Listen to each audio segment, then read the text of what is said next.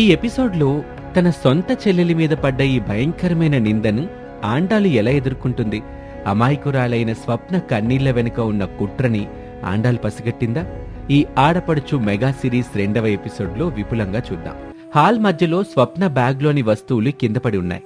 కావ్య చేతిలో తన నక్లెస్ పట్టుకుని గర్వంగా నిలబడి ఉంది. రమేష్ ఆవేశంగా స్వప్నను కొట్టడానికి ఎత్తిన చేతిని ఆండాలు గట్టిగా పట్టుకుని అడ్డుకుంటుంది. కనకం అత్తగారు రమేష్ వెనక నిలబడి కోపంతో రగిలిపోతుంది. పుల్లయ్య కొంచెం దూరంగా నిస్సహాయంగా చూస్తున్నాడు. రమేష్ ఆవేశంతో కళ్ళు ఎర్రబడగా ఆండాలు చేతిని విదిలించుకొని, ఆండాలు, ఏంటిది? ఎంత ధైర్యం నీకు? నా చేయి పట్టుకుని ఆపుతావా? నీ చెల్లెలు స్వప్న చేసిన ఈ దరిద్ర పనికి దాన్ని ఇంట్లో నుంచి గెంటేయాలి. అది కాకుండా దాన్ని వెనకేసుకొస్తావా? నా చెల్లెలు కావ్య ఎంతో మురిపెంగా అడిగితే నేను అప్పు చేసి మరీ ₹1,00,000 పెట్టి కొనిచ్చిన నక్లెస్ అది. దాన్ని పట్టుకెళ్ళి చదువుకునే బ్యాగ్లో దాచుకుంది నీ దొంగ చెల్లెలు. ఈరోజు ఇది చూస్తూ ఊరుకుంటే రేపొద్దున్న మన ఇంటి పత్రాలు కూడా కాజేసి మీ పుట్టింటికి పంపించేస్తుంది. దాన్ని ఒక దెబ్బ కొడితే గాని నిజం చెప్పదు. వదులు నన్ను. లేదండి, నేను మిమ్మల్ని వదలను. ఆ దెబ్బ నా చెల్లెల మీద పడనివ్వను. స్వప్న దొంగతనం చేయలేదని నా ప్రాణం పోయేదాకా చెప్తాను. నా చెల్లెలు ఎలాంటిదో నాకు తెలుసు. మా పుట్టింట్లో మా నాన్న మాకు కటిక దారిద్ర్యంలో కూడా నిజాయితీగా బ్రతకడం నేర్పించారు, కానీ పక్క వాళ్ల వస్తువుల మీద ఆశపడ్డం నేర్పించలేదు. అయినా మీరు కొంచెం లాజిక్గా ఆలోచించండి రమేష్ గారు. ఎవరైనా దొంగతనం చేస్తే దాన్ని తీసుకెళ్లి రోజు కాలేజీకి తీసుకెళ్లే బ్యాగ్లో అది అందరికీ కనిపించేలా పైన పెట్టుకుంటారా? ఎక్కడైనా లాకర్లోనో బట్టల మధ్యలో దాచుకుంటారు కదా. కావ్య వెంటనే ఉలిక్కిపడి దొరికిపోతానేమోనన్న కంగారిని కవర్ చేస్తూ, చూసావమ్మా, చూసావా అన్నయ్య, నీ పెళ్ళాం దొంగని వెనకేసుకురావడమే కాకుండా మనకే లాజిక్లు చెప్తుంది. ఎంతైనా పల్లెటూరాళ్ళు కదా, అబద్ధాలాడ్డంలో ఆస్కార్ అవార్డులు ఇచ్చేయచ్చు వీళ్ళకి. బ్యాగ్లో పెడితే ఎవరికి డౌట్ రాదనుకుని ఈ స్వప్న అందులో పెట్టిందన్నయ్య. నేను కరెక్ట్గా గెస్ చేసి దాని బ్యాగ్ చెక్ చేశాను కాబట్టి సరిపోయింది. లేకపోతే ఈ పాటికి నా నక్లెస్ దీని పుట్టింటికి పార్సల్ అయిపోయేది. నా వస్తువు నా చేతికి వచ్చింది కనుక సరిపోయింది. ఇక వీళ్ళ మొహాలు నాకు ఇంట్లో కనిపించకూడదు. అవునే కావ్య, నువ్వు కరెక్ట్గా చెప్పావు. రేయ్ రమేషు, నేను నీకు ముందే చెప్పా, ఈ పల్లెటూరాలని నమ్మకూడదురా అని. ఒకదాన్ని తెచ్చుకుంటే అది ఇంకో దాన్ని తెచ్చుకుని మన నెత్తినెట్టింది. చదువు సాకుతో ఇక్కడ తెస్టేసి మా అమ్మాయి నగల మీద కన్నేశారా? ఆడాలు, నీ చెల్లెలు దొంగ అని సాక్ష్యాలతో సహా దొరికిపోయింది. ఇక దాన్ని వెనకేసుకురావడానికి నీ దగ్గర ఏముందే? మర్యాదగా దాని బ్యాగ్ దానికిచ్చి ఇక్కడి నుంచి మీ రైలు ఎక్కించో, లేకపోతే నేను పోలీసులకి ఫోన్ చేయాల్సి వస్తుంది. అత్తమ్మగారు, బావుగారు, నన్ను నమ్మండి. నేను నిజంగా ఆ నెక్లెస్ తీయలేదు. నిన్న రాత్రి నేను నా రూమ్లోనే కూర్చొని చదువుకుంటున్నాను. అసలు కావ్య అక్క రూమ్ వైపు వెళ్ళనే లేదు. అసలు అది నా బ్యాగ్లోకి ఎలా వచ్చిందో నా మీద ఒట్టు. నాకు తెలీదక్క. ప్లీజ్ అక్క, వాళ్ళకి చెప్పు, నన్ను ఇక్కడి నుంచి పంపించేయొద్దని చెప్పక్క. నేను దొంగని కాదక్క. నాకు తెలుసు స్వప్న, నువ్వు దొంగవి కాదని నాకు తెలుసు. అత్తమ్మగారు, నా చెల్లెలు తప్పు చేయలేదు. నేను రాత్రి లాక్ వేసేదాకా ఇది చదువుకుంటూనే ఉంది. అయినా ఇల్లంతా వెతక్కుండా కావ్య డైరెక్ట్గా వచ్చి స్వప్న బ్యాగ్ ఎందుకు చెక్ చేసింది? తనకు నా చెల్లెలంటే ముందే ఇష్టం లేదు కదా. ఆ కోపంతో, ఓసిని దొంగ మొహమ్మండా, అంటే నేనే కావాలని నా నెక్లెస్ తీసుకొచ్చి ఈ దరిద్రాలు బ్యాగ్లో పెట్టాను అనుకుంటున్నావు వదినా? నాకేమైనా పిచ్చా? ₹1,00,000 నెక్లెస్ నా చేతులతో నేను ఎట్లా వేరే వాళ్ళ బ్యాగ్లో పెడతాను? చూడన్నయ్య చూడు, అది తప్పు చేయడమే కాకుండా నా మీద నిందలేస్తుంది. వీళ్ళని ఇప్పుడే ఇంట్లో నుంచి గెంటే అన్నయ్య. ఆపండ్రా మీ గోల. పొద్దున్నే లేవగానే ఏంటి ఈ దరిద్రం? ఏమ్మా కావ్య, నీ నక్లెస్ నీకు దొరికేసిందిగా, ఇంకా ఈ గొడవిక్కడితో ఆపేయి. ఆండాలు చెప్తుందిగా తన చెల్లెలట్టాంటిది కాదని. ఈ ఇంట్లో ఎవ్వరూ బయట వాళ్ళు లేరు. ఏదో పొరపాటు జరుగుంటుంది, దానికి పసిపిల్లను కొడతారా? ఇంట్లోంచి గెంటేస్తారా? రమేషు, నువ్వెళ్ళి రెడీ అవ్వు, ఆఫీస్కి టైం అవుతుంది. మీరు నోరు మూసుకుని పేపర్ చదువుకోండి. నా కూతురు వస్తువు పోతే అది మీకు చిన్న విషయం కనిపిస్తుందా? రమేషు, నాకు ఈ స్వప్న ఇక్కడ ఒక క్షణం కూడా కనిపించడానికి ఇల్లేదురా. ముందు దాన్ని పంపించే, అంతే. అమ్మా ప్లీజ్, నా మైండ్ అంతా పాడైపోయింది. ఇవాళ ఆఫీస్లో చాలా ఇంపార్టెంట్ క్లయింట్ మీటింగ్ ఉంది నాకు. ఆండాలు, ఇవాళ రాత్రికి నేను ఇంటికి వచ్చేసరికి నీ చెల్లెలు తన బట్టలు సర్దుకొని ఉండాలి. రేపొద్దున్న దాన్ని మీ ఊరికి పంపించాయి. ఇది నా ఫైనల్ డెసిషన్. ఇక్కడ ఉంటే ఎవరికీ ప్రశాంతత ఉండట్లేదు. రమేష్ కోపంగా తన రూమ్కి వెళ్ళిపోతాడు. కనకం కావ్య ఇద్దరు ఒకరి ముఖాలు ఒకరు చూసుకుని విజయం సాధించినట్టుగా సైగలు చేసుకుని వాళ్ళ గదుల్లోకి వెళ్ళిపోతారు. ఆండాలు స్వప్న హాల్లో ఒంటరిగా కన్నీళ్లతో మిగిలిపోతారు. అందరూ భోజనాలు చేసి ఎవరి గదుల్లోకి వాళ్ళు వెళ్ళిపోయారు. ఆండాలు వంటింట్లో గిన్నెలు తోముతుంటే స్వప్న ఒక మూల కూర్చుని కూరగాయలు కోస్తూ వెక్కి వెక్కి ఏడుస్తుంది. వంటింట్లో ఆ ఇద్దరి అక్కా చెల్లెళ్ల కన్నీళ్లు తప్ప వేరే శబ్దం లేదు. అక్క, నన్ను ఇక్కడి నుంచి పంపించేయక్క. నేను మా ఊరు వెళ్ళిపోతాను. నేను చదువుకోవడానికి వస్తే నన్ను దొంగన చేశారు ఇంట్లో. బావగారు కూడా నన్ను అసహ్యంగా చూశారు. అత్తమ్మగారైతే నన్ను ఒక క్రిమినల్ చూసినట్టు చూస్తున్నారు. ఆ కావే నన్ను దొంగ అని పిలుస్తుంటే నేను తట్టుకోలేకపోతున్నానక్క. నా వల్ల నీ కాపురం కూడా పాడైపోతుంది. నేను వెళ్ళిపోతానక్క. ఏంటే వెళ్ళిపోయేది? దొంగతనం చేసిన వాళ్ళు భయపడి పారిపోవాలి, కానీ ఏ తప్పు చేయని నువ్వు ఎందుకు పారిపోతావే పిచ్చిదానా? నువ్విప్పుడు ఇక్కడి నుంచి వెళ్ళిపోయావంటే ఆ దొంగతనం నువ్వే చేశావని ఒప్పుకున్నట్టే. నీ మీద ఆ దొంగ ముద్ర పడిపోతుంది. రేపొద్దున ఊర్లో వాళ్ళకి తెలిస్తే మన నాన్న పరువు ఏమైపోతుంది? నేను నిన్ను చదువుకోమని ఇక్కడ తీసుకొచ్చాను. ఆ చదువు పూర్తయ్యే వరకు నువ్వు ఈ ఇల్లు దాటే ప్రసక్తే లేదు. కానీ అక్క, బావగారు నన్ను రేపే పంపించేయమని చెప్పారు కదా. నేనిక్కడ ఉంటే ప్రతి క్షణం ఆ కావ్య నన్ను సూటిపొట్టి మాటలతో చంపేస్తుందక్క. నా వల్ల నీకు ఇంట్లో విలువ లేకుండా పోతుంది. నా కోసం నువ్వు బావగారితో గొడవ పడ్డం నాకు ఇష్టం లేదు. నా అమాయకపు చెల్లెలకి ఈ సిటీ మనుషుల కుట్రలు అర్థం కావట్లేదు. దానికి తెలుసున్నదల్లా ఏడవడమే. రాత్రి కావ్య తన గదిలోకి వెళ్ళి తలుపేసుకుంది. పొద్దున్న లేవగానే తన నెక్లెస్ పోయిందని నాటకం మొదలుపెట్టేది. అసలు దాని నెక్లెస్ నా చెల్లెలి బ్యాగ్లోకి ఎలా వచ్చింది? ఇదంతా ఆ కావ్య ఆడిన నాటకమని నా మనసు గట్టిగా చెబుతోంది. కానీ నా దగ్గర సాక్ష్యం లేదు. నా భర్తేమో తన చెల్లెలి మాటల్ని గుడ్డిగా నమ్ముతున్నారు. ఇప్పుడు నేను ఊరికే ఏడుస్తూ కూర్చుంటే నా చెల్లెలి బలైపోతుంది. నేను ఎలాగైనా సరే నిజాన్ని బయటపెట్టాలి. స్వప్న, నువ్వేడోకమ్మా. నువ్వు నా చెల్లెలివి. నిన్ను కాపాడుకునే బాధ్యత నాది. నిజం నిద్రపోవచ్చు, కానీ చచ్చిపోదు. ఆ కావ్య ఆడిన నాటకానికి నేను ముగింపు పలుకుతాను. నువ్విప్పుడు సైలెంట్గా నీ గదిలోకి వెళ్ళి చదువుకో. ఎవరినన్నా నువ్వు నోరు మెదపకో. మిగతాదంతా నేను చూసుకుంటాను. రేపు నిన్ను ఎవరూ ఈ ఇంటి నుంచి పంపించలేరు. ఇది నీ అక్క మాట. ఆండాలు కళ్ళల్లో కన్నీళ్లాగిపోయి ఒక రకమైన పట్టుదల, కోపం కనిపిస్తాయి.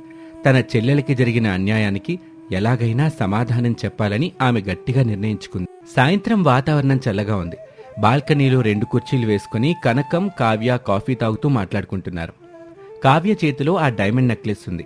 అప్పుడే రమేష్ ఆఫీస్ నుంచి అలసిపోయొచ్చి వాళ్ళ దగ్గర నిలబడతాడు. కావ్య రమేష్ని చూడగానే మళ్లీ డ్రామా మొదలు పెడుతూ నెక్లెస్ని టేబుల్ మీద విసిరేస్తూ, అన్నయ్య, నువ్వెంతో ప్రేమగా కొనిచ్చావని నేను ఈ నెక్లెస్ని దాచుకుందాం అనుకున్నాను. కానీ ఇప్పుడంటే నాకు అసహ్యం వేస్తుంది. ఆ దొంగ స్వప్న చేతులు పడ్డ వస్తువు నా మెడలో వేసుకోవాలంటే నాకు కంపు కొడుతుందన్నయ్య. ఈ నెక్లెస్ నాకు వద్దన్నయ్య.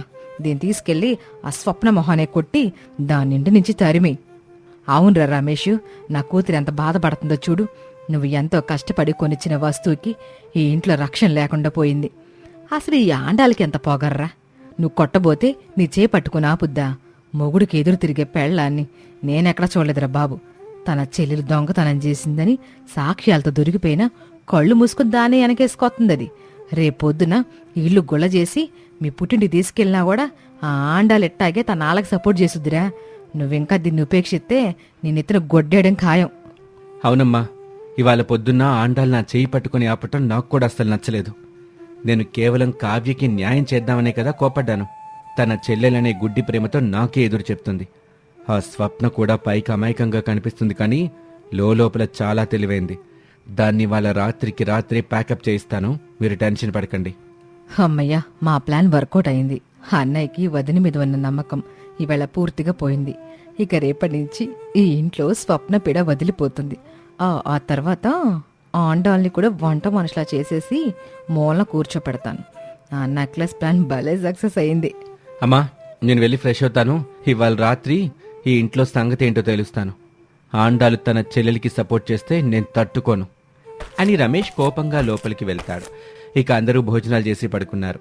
రమేష్ బెడ్రూంలోకి కోపంగా వస్తాడు. ఆండాలు మంచం మీద బట్టలు మడత పెడుతూ ఉంటుంది. రమేష్ రాగానే ఆమె వైపు సీరియస్గా చూస్తాడు. ఆండాలు, నేను పొద్దున చెప్పిన మాట నీకు గుర్తుందా లేదా? స్వప్న బ్యాగ్ సర్దిందా లేదా? రేపు ఉదయం 7 గంటల బస్సుకి దాన్ని ఊరు పంపించేయాలి. దానికి టికెట్ బుక్ చేసావా? లేదు రమేష్ గారు, నేను బుక్ చేయలేదు. స్వప్న ఎక్కడికి వెళ్ళదు. తను ఈ ఇంట్లోనే ఉండి చదువుకుంటుంది. వాట్? నేను చెప్తుంటే నువ్వే నాకెదురు చెప్తున్నావా?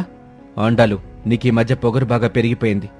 ఒక దొంగను నా ఇంట్లో ఉంచుకోమని చెప్పడానికి అసలు నీకెంత ధైర్యం? ఇవాళ నెక్లెస్ తీసింది, రేపు ఇంకేదైనా తీస్తుంది, ఎవరికి తెలుసు? అదే నా ప్రశ్న రమేష్ గారు. నా చెల్లెలు దొంగ అని మీరు ఎలా డిసైడ్ చేశారు? కేవలం ఆ నెక్లెస్ తన బ్యాగ్లో దొరికినంత మాత్రాన తను దొంగ అయిపోతుందా? పోనీ తను దొంగే అనుకుందాం. ₹1,00,000 వస్తువు తీసిన ఎవరైనా సరే దాన్ని ఆ బ్యాగ్లోనే ఉంచి బ్యాగ్ చైన్ కూడా వేయకుండా సోఫా మీద వదిలేస్తారా? ఎక్కడైనా సేఫ్గా దాచుకుంటారు కదా. ఈ లాజిక్ మీరెందుకు ఆలోచించట్లేదు? అది అది దానికి దొరకకుండా దాచడం చేతకాక అలా పెట్టుంటుంది. అయినా నువ్వు ప్రతిదానికి లాజిక్లు వెతికి దాన్ని కాపాడాలని చూడకు. మా కావ్య తన సొంత నెక్లెస్ ని తనే ఎందుకు దాని బ్యాగ్లో పెడుతుంది? దానికి కర్మేంటి? ఎందుకు పెడుతుందో మీ కళ్ళకు అహంకార పొర కప్పేసి మీకు కనిపించడం లేదు రమేష్ గారు. మీ చెల్లెలంటే మీకు ప్రాణం, అలాగే నా చెల్లెలంటే నాకు ప్రాణం.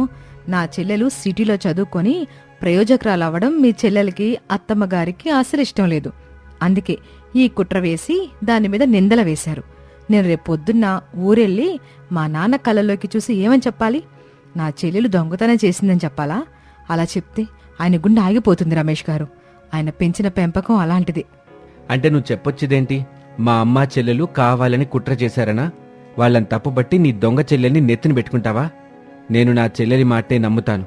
రేపొద్దున స్వప్న ఈ ఇంట్లో ఉంటే ఇక ఇక్కడ నేనుండను అని కోపంగా బెడ్షీట్ తీసుకుని హాల్లో పడుకోవటానికి వెళ్ళిపోతాడు. దేవుడా, నా భర్తకి కళ్ళుండి కూడా గుడ్డివాళ్లాగా ప్రవర్తిస్తున్నారు. ఆయన చెల్లెలు ఆడిన నాటకానికి మా జీవితాలు బలైపోతున్నాయి. నేను ఏడుస్తూ కూర్చుంటే లాభం లేదు. స్వప్న నిర్దోషాన్ని నిరూపించడానికి నాకు సాక్ష్యం కావాలయ్యా. ఆ కావ్య నోటితోనే నేను నిజం కక్కించాలి. ఎలా ఎలా? ఆండాలు దీర్ఘంగా ఆలోచిస్తూ రాత్రంతా నిద్రపోకుండా ఉండిపోతుంది. ఉదయం అందరూ నిద్రలేచారు. ఆండాలు హాల్లో ఊడుస్తూ ఉంటుంది. రమేష్ రెడీ అవ్వటానికి బాత్రూంలోకి వెళ్తాడు. అప్పుడే కావ్య ఆవులిస్తూ తన రూంలో నుంచి బయటకొస్తుంది. స్వప్న బ్యాగ్ ప్యాక్ చేసుకుని హాల్లో ఒక మూల ఏడుస్తూ నిలబడి ఉంటుంది. కావ్య స్వప్నని చూసి గర్వంగా నవ్వుకుంటుంది. ఏంటి స్వప్న, బస్ స్టాండ్కి వెళ్ళడానికి ఆటో పిలవాలా, లేక మీ ఊరికి నడుచుకుంటూ వెళ్తావా? దొంగ పనులు చేసిన వాళ్ళకి బస్సులు కూడా ఎక్కే అర్హత లేదు తెలుసా? ఆండాలు ఊడవటం ఆపి చీపురు పక్కన పెట్టి కావ్య దగ్గరికి వస్తుంది. ఆండాల ముఖంలో ఎలాంటి భయం గానీ బాధ కానీ లేదు. కేవలం ఒక పదునైన చూపుంది. కావ్య, స్వప్న ఎక్కడికి వెళ్ళదు. తను ఇక్కడే ఉంటుంది. కానీ నాకు నీ దగ్గర ఒక చిన్న డౌట్ క్లియర్ అవ్వాలి. నిన్న పొద్దున్న నువ్వంత ఖచ్చితంగా నా చెల్లెలి బ్యాగ్ దగ్గరికి ఎందుకు వెళ్ళావు? నీ నెక్లెస్ పోతే ఇల్లంతా వెతకాలి కదా. డైరెక్ట్గా తన బ్యాగ్ దగ్గరికే ఎందుకు వెళ్ళావు? అదేంటి వదినా అలా అడుగుతావు? నా నెక్లెస్ టేబుల్ మీద పెట్టాను. ఈ స్వప్నకి దాని మీద కన్ను పడింది. అందుకే నాకు డౌట్ వచ్చి దాని బ్యాగ్ ముందు చెక్ చేశాను. నా డౌట్ కరెక్ట్ అయింది కదా? అవును, కరెక్టే. కానీ ఇందాకే నేను స్వప్న గదిలోకి వెళ్ళి చూశాను.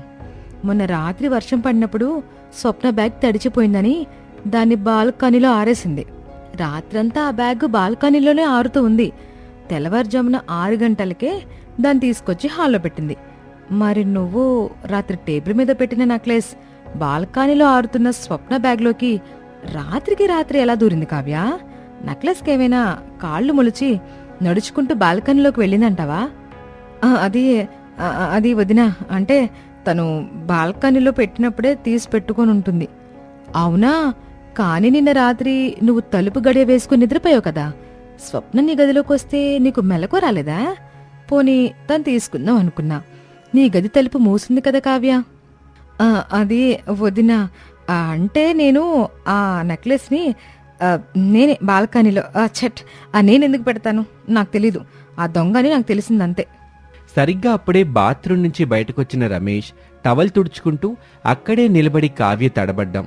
ఆండాలు వేసిన లాజిక్ ప్రశ్నలన్నీ వింటాడు.